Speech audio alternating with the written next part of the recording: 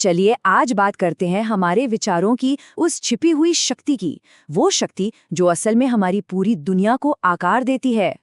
पर इससे पहले कि हम आगे बढ़ें, एक सवाल, एक बहुत ही बुनियादी सवाल। क्या हमारे जो ख्याल हैं, वो सच में हमारे अपने हैं? या कहीं ऐसा तो नहीं कि हम सिर्फ वही सोच रहे हैं जो हमारा माहौल, हमारे आसपास की दुनिया हमसे सोचवाना चाहती है? पता है, हमारे चारों ओर ना एक ऐसी अनदेखी शक्ति है जो हर पल हर सेकंड काम कर रही है, और वो है हमारा माहौल। और ये हमें लगातार बदल रहा है, हमें एक आकार दे रहा है। और कमाल की बात यह है कि हमें इसका एहसास तक नहीं होता। सोचिए, माहौल ना एक तरह से इमोशंस को ब्रॉडकास्ट करता है, और हम जाने अनजाने में उसकी फ्रीक्वेंसी को पकड़ लेते हैं। जैसे मान लीजिए कोई फौजियों के बीच है, तो एक डरपोक इंसान भी ना अपने अंदर एक जोश, एक बहादुरी महसूस करने लगता है। या फिर किसी बाजार की भीड़ भाड़ और रौनक को देखिए, वहां एक शांत और रिजर्व रहने वाला इंसान भी अचानक से चहकने लगता है। वो उस जश्न के माहौल में पूरी तरह घुल मिल जाता है। और ठीक इसका उल्टा, किसी गम के माहौल में एक हंसता खेलता जिंदा दिल इंसान भी खामोश और उदास हो जाता है। ये है हमारे मन पर माहौल का सीधा पावरफुल असर। तो सवाल ये उठता है कि इस बाहरी असर के सामने हमारा मन कैसा है?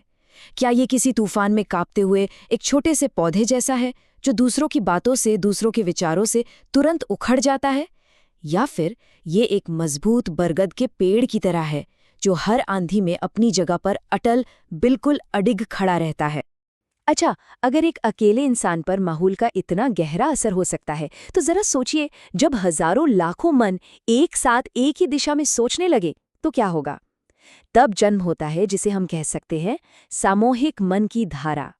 जो सोर्स मटेरियल हम देख रहे हैं, वो इसे एक नदी की तरह समझाता है। सोचिए, एक नदी, वो अपने रास्ते में आने वाली हर छोटी बड़ी चीज को अपने साथ बहा ले जाती है ना? बिल्कुल वैसे ही ये जो कलेक्टिव थॉट स्ट्रीम है, ये अलग अलग इंसानों के ख्यालों को अपने साथ एक ही दिशा में खींच लेती है, और इसकी ताकत जबरदस्त होती है। और यहीं पर ना एक भीड़ और एक कम्युनिटी का फर्क बिल्कुल साफ हो जाता है। किसी रेलवे स्टेशन पर खड़ी भीड़ के बारे में सोचिए। सब एक जगह पर हैं, पर क्या उनके मन साथ हैं? नहीं, सबकी मंजिलें अलग हैं, सबके ख्याल अलग है। वो सिर्फ एक जमावड़ा है। लेकिन एक कम्युनिटी वो तब बनती है जब सबके विचार और भावनाएं एक सुर में हों। उनका जो साझा मकसद होता है ना, वो उन्हें एक ऐसी ताकत देता है जो उस भीड़ में कभी कभी नहीं हो सकती। लेकिन सबसे बड़ी लड़ाई हमेशा बाहर की दुनिया में नहीं होती। असल में सबसे खतरनाक जंग तो हमारे अंदर ही लड़ी जाती है। किसके खिलाफ? हमारे अपने ही सबसे बड़े दुश्मन के खिलाफ। डॉक्टर जॉर्ज आर बैच ने इस दुश्मन को बिल्कुल साफ शब्दों में पहचाना है। अपनी किताब द इनर एनिमी में वो कहते हैं कि नकारात्मक सोच ही इंसानियत की सबसे बड़ी अंदरूनी दुश्मन है। मतलब कोई बाहरी ताकत नहीं, कोई और नहीं, बल्कि हमारे अपने ही नेगेटिव विचार। जरा इसका फर्क सोच कर देखिए। जो बाहरी दुश्मन होता है वो हमें दिखता है, हम उससे लड़ सकते हैं, अपना बचाव कर सकते हैं। लेकिन ये अंदर का दुश्मन, ये तो दिखता ही नहीं, ये धोखेबाज है। ये हमारे अंदर बैठकर हम पर ही हमला करता है।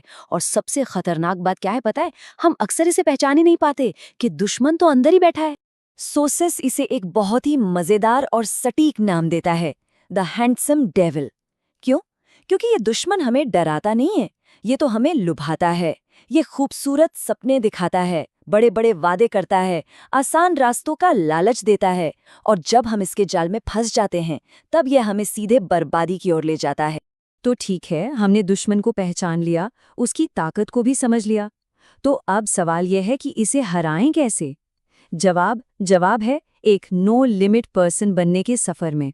डॉक्टर वेन डायर के विचारों से प्रेरणा लेकर सोर्स कहता है कि जो इंसान अपने ख्यालों का मालिक बन जाता है, जो उन्हें कंट्रोल करना सीख जाता है, वही असल में नो लिमिट पर्सन बनता है।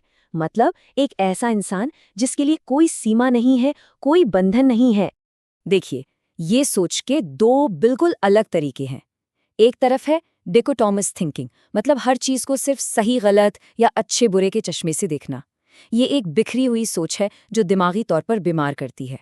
और दूसरी तरफ है नो लिमिट थिंकिंग, एक सच्ची, खुली, मजबूत सोच जो हर दायरे को तोड़कर आगे बढ़ती है। तो कैसा होता है ये नो लिमिट पर्सन? चलिए देखते हैं। ये वो इंसान है जो अपने फैसले खुद लेता है, किसी के दबाव में आकर नहीं। वो हालात का गुलाम नहीं बनता, बल्कि वो हालात को अपने हिसाब से मोड़ देता है। उसकी सोच, उसके काम और उसके व्यवहार में एक कमाल का सिंक्रोनाइजेशन होता है। वो आत्मनिर्भर है, अपने मकसद की तरफ बिना भटके बढ़ता चला जाता है और दुनिया को हमेशा एक उम्मीद भरी नज़र से देखता है। अब यहाँ तक पहुँचना कोई ख्वाब नहीं है, इसे हकीकत में बदला जा सकता है। लेकिन उसके लिए हमें ये समझना होगा कि आखिर ये विचार चीज़ क्या है, ये थॉट है क्या, और इसकी एनर्जी को कैसे कंट्रोल किया जाए, कैसे साधा जाए। सोर्स के मुताबिक एक विचार सिर्फ एक ख्याल नहीं है, ये हमारी जीवन शक्ति, हमारी प्राण शक्ति का एक डिस्चार्ज है। और जानते हैं इसकी रफ्तार, इसकी एनर्जी की रफ्तार रोशनी से भी तेज है। इसी वजह से एक विचार एक पल में पूरे ब्रह्मांड का चक्कर लगा सकता है। ये टाइमलेस है, समय से परे। लेकिन हाँ, हर विचार बराबर नहीं होता। कुछ विचार बहुत कमज़ोर होते हैं, टूटे फूटे, जिनका कोई असर नहीं होता। फिर आते हैं मीडियम लेवल के विचार, जो हम सब दिन भर इस्तेमाल करते हैं, अपने कामकाज के लिए, कुछ सीखने के लिए। लेकिन असली ताकत, असली पावर होती है इंटेंस थॉट्स में। ये वो गहरे, फोकस्ड विचार हैं जिनमें हकीकत को बदलने तक का दम होता है। तो सवाल ये है कि इस इंटेंसिटी को, इस तीव्रता को हासिल कैसे करें? इसका एक बिल्कुल साफ रास्ता है। स्टेप 1, अपने मन से हर तरह के बेकार, नेगेटिव और कमजोर ख्यालों को निकालकर बाहर फेंक दीजिए। स्टेप 2, अच्छी किताबों से, सेल्फ डिसिप्लिन से सिर्फ पॉजिटिव विचारों को सींचिए, उन्हें बड़ा कीजिए। स्टेप 3, अपनी पूरी मेंटल एनर्जी को किसी एक लक्ष्य या एक आइडिया पर टिका दीजिए, फोकस कीजिए। और आखिरी स्टेप, अपनी सोच, अपना इरादा और अपना काम, इन तीनों को एक सीध में ले आइए।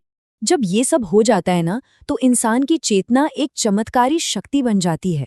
सोर्स इसे एक बहुत ही खूबसूरत मेटाफोर से समझाता है, जो एक सवाल भी है और एक बहुत बड़ी जिम्मेदारी भी। वो कहता है, इंसान की चेतना एक कल्प वृक्ष की तरह है, एक विश फुलफिलिंग ट्री जो हर इच्छा पूरी कर सकता है। सवाल बस ये है कि हम उससे मांगेंगे क्या।